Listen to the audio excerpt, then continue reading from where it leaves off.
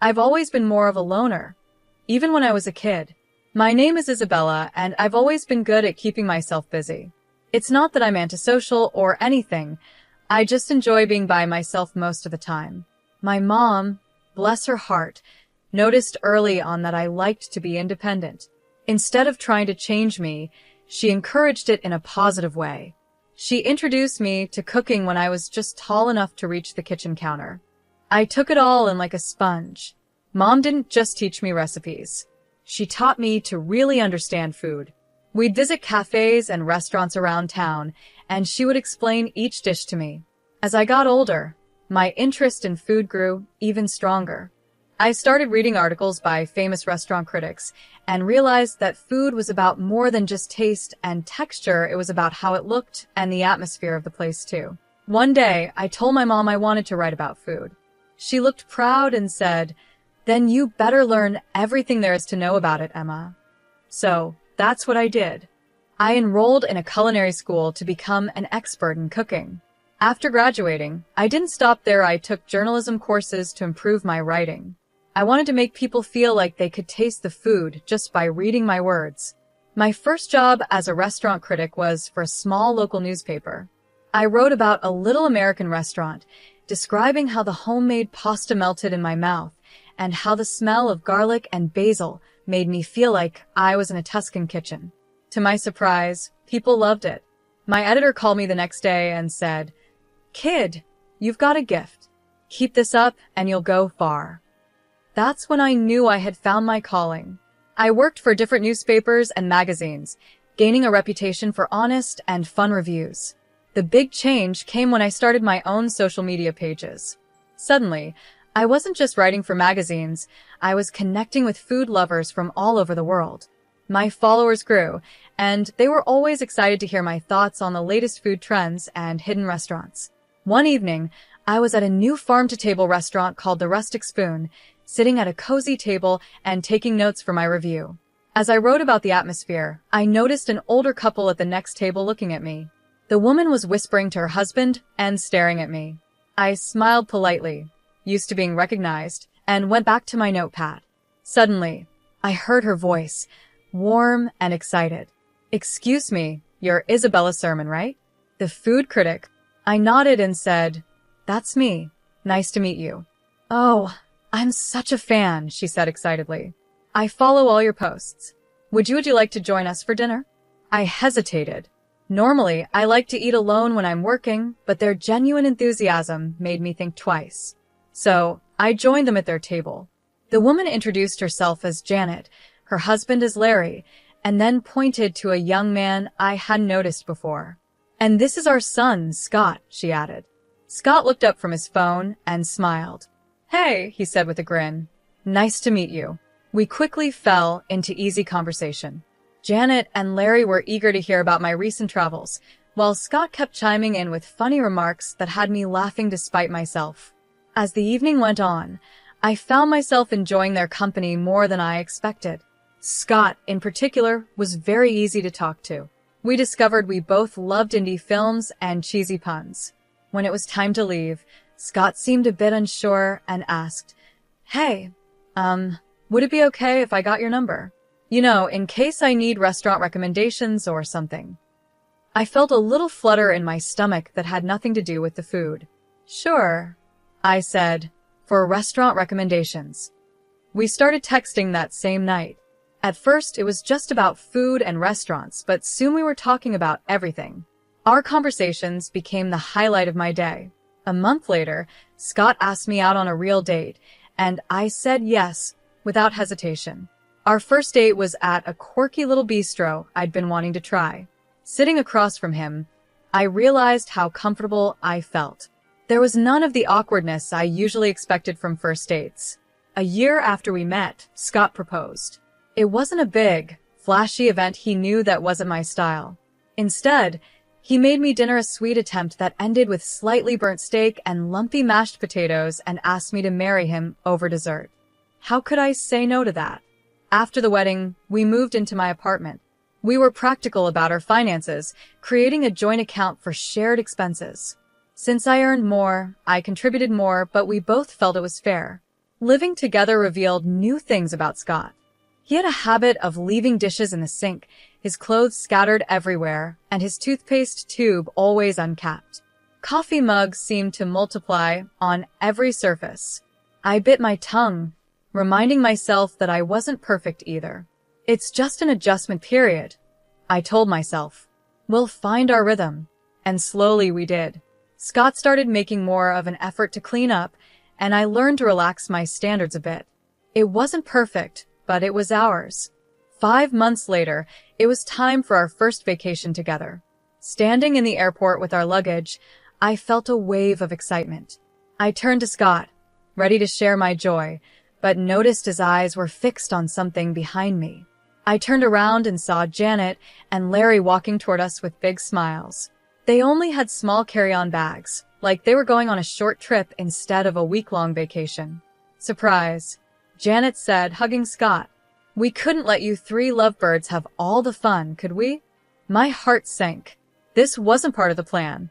I looked at Scott, hoping he would explain, but he avoided eye contact. It's kind of a family tradition, he muttered. We always vacation together. I forced a smile, hiding my disappointment. How nice, I managed to say. But don't you need more luggage for a week-long trip? Larry waved it off. Oh, we'll just buy what we need when we get there. No sense in dragging heavy suitcases around, right? The first few days of the vacation were a blur. I focused on the positives. The beautiful scenery, the interesting new foods I discovered, and the locals' warm hospitality. But as the days went by, I started to notice how much Janet and Larry spent. They shopped like there was no tomorrow, ate at the fanciest restaurants, and never seemed to worry about the bill. One evening, as we sat at another expensive restaurant, I couldn't hold back my curiosity any longer. I leaned over to Scott and whispered, "How can your parents afford all this? Aren't they retired?" Scott looked uncomfortable, shifting in his seat. "They're, just good with money," he muttered, suddenly very interested in the menu. I wanted to ask more, but at that moment, Janet began telling a story about her bridge club, putting an end to our conversation. As the vacation came to an end, I found myself eager to go home. The day after we returned, I decided to check our joint account, curious to see how much we had spent. When I logged in, my eyes went wide in shock. The balance was much lower than I expected. Alarmingly low. "Scott, can you come here for a minute?" I called, my voice tense. I turned the screen toward him. "Care to explain this?" Scott's face went pale as he looked at the numbers. "I might have used our account to cover some of Mom and Dad's expenses," Scott admitted quietly. I took a deep breath, trying to keep my anger under control. "Scott, that was our money and I contributed most of it. You should have talked to me first." I know, he said, reaching for my hand. "I'm sorry, Nancy. It won't happen again, I promise." A month went by and things slowly got back to normal. Scott kept his word and didn't touch our joint account without discussing it with me first. I tried to let go of what happened during the vacation and focused on my work and our life together. One cool autumn evening, Scott came home looking excited. "Hey, Nancy," he said, wrapping his arms around me from behind as I stood at the kitchen counter, cutting vegetables for dinner. "I've got an idea. How about we go on an overnight picnic this weekend? Just the 2 of us, a rented motorhome, and the great outdoors. What do you say?" The idea sounded great, and we spent the next few days getting ready for our little adventure. I packed a cooler with gourmet sandwiches, homemade potato salad, and a bottle of wine. Scott took care of renting a small motorhome and planning our route. We arrived at the campsite in the afternoon. The place was beautiful, surrounded by tall pine trees and a clear lake. Scott parked the motorhome in our spot, and we stepped outside to enjoy the fresh air. That's when I saw a familiar car pulling into the space next to ours. Janet and Larry got out, waving excitedly. "Surprise," Janet called out. "We thought we'd join you on your little getaway." I turned to Scott, hoping to see the same shock I felt on his face, but instead, he looked sheepish, avoiding my eyes. "Scott," I said, my voice calm but firm, "did you tell them about our trip?" Before Scott could answer, Janet came over and hugged me tightly. Isn't this exciting? A family camping trip. I forced a smile, but I couldn't help noticing they showed up with no supplies, no tent, no food, not even a change of clothes. As the evening went on, it was clear that our romantic getaway had turned into a family event. Janet and Larry took over the conversation, telling us stories about their past camping trips. They also helped themselves to our food and wine, leaving barely enough for Scott and me. When it was time to sleep, another issue came up. Our small motorhome wasn't built for 5 people, and Scott turned to his mother and said, "You and Dad can take the bedroom, Nancy, and I will figure something out in the car." So, instead of enjoying a cozy night together in the motorhome, I found myself uncomfortably curled up in the back seat of our car while Scott snored softly in the front. The next morning, with blurry eyes and feeling stiff from our awkward sleeping arrangements, I suggested to Scott that we cut the trip short. The drive home was tense, filled with awkward small talk and long periods of silence. As soon as we arrived back at our apartment, Scott's parents said a cheerful goodbye, completely unaware of the strain their presence had caused. Once they were gone, I turned to Scott. "We need to talk about this," I said firmly. He nodded, looking resigned. "I know. I'm sorry, Nancy. I should have told you they were coming." "It's not just that," I sighed. "It's about boundaries, Scott. Your parents can't keep showing up in our lives like this. We need to set some ground rules." Scott nodded slowly. "You're right. I'll talk to them." A few days after we returned, I was in the kitchen testing a new recipe when the doorbell rang. To my surprise, Janet and Larry were standing there with bright smiles, as if the vacation mess had never happened. "Isabella, dear," Janet exclaimed, giving me a quick hug as they walked in. "We need your expertise. We were wondering if you could tell us which restaurants in the city have the most delicious food." I was caught off guard by the question. "Well," I said, "there are quite a few great places. The French bistro downtown, Chez Lilith, is fantastic, and Sakura Sushi and Thai cuisine on 3rd Avenue has some of the best sushi I've ever had." "Why do you ask?" Janet's eyes lit up with excitement. "Oh, we thought we'd keep an eye out for any open events at these restaurants, so we can go and eat for free." I turned to Scott, who had just walked into the room, hoping he would back me up. But he just shrugged and said, "Come on, Nancy. You've got to accept my parents as they are. No use trying to change them." I was speechless. This felt like crossing a line, didn't it? But before I could respond, Janet and Larry thanked me and left, happily chatting about their plans to get free meals. A few days later, I was preparing for a review of a new upscale American restaurant, Band 8. As usual, I posted the details of my visit on social media, letting my followers know when and where they could expect my next review. That evening, I arrived at Band 8, settled into my table with my notebook in hand, ready to experience and evaluate the menu. I had just opened the wine list when I heard a familiar voice. "Well, hello there." I looked up and saw Janet and Larry smiling as they sat down at my table without asking. My heart sank. Janet picked up a menu and announced loudly, "I'm Isabella's mother-in-law, We're here to enjoy the free meal with her." I felt my face heat up with embarrassment. "Janet," I whispered, "please keep your voice down. I'm here to work. You can't just show up like this." But Janet wasn't listening. She raised her voice even more. "Oh, don't be silly, dear. Everyone knows food critics eat for free. Why shouldn't your family enjoy the perks too? We have every right to be here." I could feel the eyes of other diners on us, and the head waiter was walking toward our table, looking concerned. This was getting out of control fast. "Janet, Larry," I said firmly but quietly, "this is your last warning. If you don't leave right now, I'll have no choice but to call security. You're interrupting my work and causing a scene." Janet's face twisted with anger. She stood up quickly, her chair scraping against the floor. "Well, I never," she shouted. "Is this how you treat family, Isabella?" As she grabbed her purse, she turned to me one last time, her voice full of disappointment. I think I made a big mistake. I'm the one who told Scott to marry you. I followed your Facebook page and thought, now there's a girl who could help us enjoy the finer things in life. I thought you'd take us to fancy restaurants for free, maybe even help us out a little. But I was wrong. If this is how you treat family, well, we're not interested in being part of yours anymore. With that, Janet stormed out of the restaurant, Larry following behind her. The silence that followed was deafening. My hands were shaking as I reached for my phone and dialed Scott's number. He answered on the third ring. "Scott," I said, my voice barely a whisper. "Is it true? Did your mother really push you to marry me because she thought I'd provide for them?" There was a long pause on the other end of the line. Finally, Scott sighed. "Yes," he admitted. "Mom saw your success and thought, well, you know how she is. She insisted you'd be perfect for us." It felt like the ground had disappeared beneath me. I hung up the phone and turned to the head waiter, who had been standing nearby. "I'm really sorry for the disturbance," I said. "I won't be able to finish my review tonight. Please give my apologies to the chef."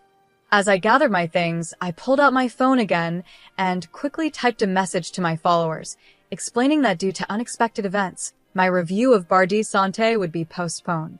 The drive home was a blur, my mind racing to make sense of everything that had happened. When I walked through the door of our apartment, Scott was waiting for me, his face full of worry. "Nancy," he began, but I held up my hand to stop him. "Why didn't you tell me?" I asked softly. "Was I just a way for your family to get what they wanted?" Scott's face fell, and he reached for my hand. This time, I didn't pull away. "No, Nancy, no." "Well, yes, it started with my mom's idea, but I fell in love with you. Not your job, not your connections, just you." I sank onto the couch, suddenly feeling drained. Scott sat next to me, his eyes full of hope. "I know I've made mistakes," he said quietly. "I should have set boundaries with my parents a long time ago. But Nancy, I love you. I want to make this right. Can we try to fix this?"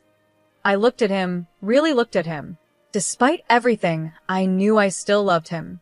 As we sat there on the couch, our hands intertwined, I felt a small glimmer of hope. Maybe, just maybe, we could get through this and come out stronger. The next couple of months passed peacefully. Scott worked on setting boundaries with his parents, and I threw myself into my work, trying to rebuild the trust in our relationship. Then, the moment I had worked toward for years finally came. My cookbook was published. It was more successful than I ever dreamed. Major newspapers and magazines praised it, and it quickly became a bestseller on all the big online retailers. One evening, as I was scrolling through yet another glowing review, Scott came home with a surprise. "Let's celebrate your success," he said, his eyes sparkling with excitement.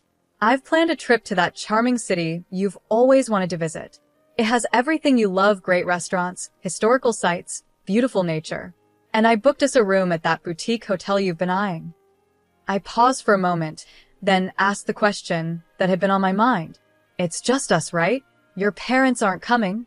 Scott looked me straight in the eye. "I promise, Nancy, it's just us. No parents, no surprises." The day of our trip arrived, and we made our way to the train station, luggage in hand, feeling hopeful about what was ahead. My heart sank. There they were, Janet and Larry, waving enthusiastically. I turned to Scott, hoping this was just a bad coincidence, but the guilty look on his face told me everything.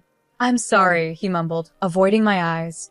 "I could not invite them. Mom found out about the trip." In that moment, something inside me broke. All the promises, all the efforts of the past months, they meant nothing. But I forced a smile as Janet and Larry approached. I noticed they only had a small purse between them, no luggage. "Where's your luggage?" I asked, already knowing the answer. Janet waved her hand dismissively.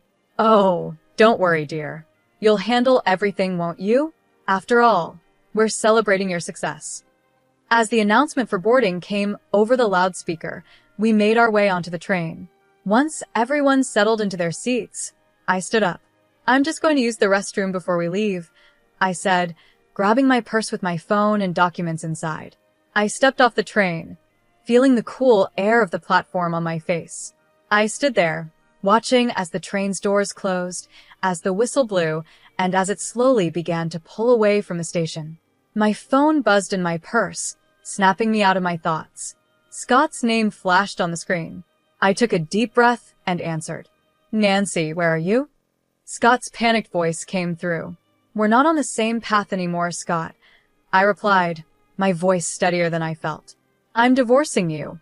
I hung up before he could respond. My hand shook as I opened my banking app and blocked Scott's access to our joint account. Barely a minute passed before my phone rang again this time. It was Janet. I held the phone away from my ear as she shouted insults and threats, demanding that I pay for their trip and compensate them for emotional distress. When she finally paused for breath, I spoke calmly. Janet, I'm not afraid of your threats. If you post any slander, I won't hesitate to take legal action. I blocked her number, then Scott's, and finally Larry's, just to be sure. Taking a deep breath, I called a cab and went home. The weekend passed in a blur of emotions and practical tasks. I packed Scott's belongings, contacted a lawyer, and drafted the divorce papers. By Friday morning, I felt drained but determined. The sound of a key turning in the lock made me tense. Scott walked in, looking disheveled and desperate. Nancy, please, he said, walking toward me with open arms. I stepped back, pointing to the suitcases by the door. Your things are packed. It's time for you to go. His face crumpled. You don't mean that. I've learned my lesson, Scott said, his voice desperate. I had a huge fight with my parents on the trip. I told them I'm not paying for them anymore. I'm not even talking to them now. Please, give me another chance. I shook my head and handed him the divorce papers. It's too late, Scott. This isn't just about your parents, it's about trust, respect, and the life I want to live. We want different things, and that's okay, but I can't do this anymore. After a long pause, Scott nodded, his shoulders slumping in defeat. He picked up his suitcases and walked out, closing the door behind him with a quiet click. The next few weeks were hard, but they were also freeing. The divorce process went smoothly, thanks to my careful records and Scott's acceptance of the situation. I threw myself into my work, finding comfort in cooking and writing. As things settled down, I found myself alone again, but it wasn't the loneliness I had once feared. I started to enjoy the little things again. Trying new recipes, spending peaceful evenings with a good book, and connecting with my followers without the pressure of anyone's expectations. One evening, I sat on my balcony with a glass of wine, looking out over the city. I couldn't help but smile. Life hadn't gone the way I planned, but maybe it turned out exactly how it was meant to. I was Isabella, again food critic, author, and most importantly, in control of my own life.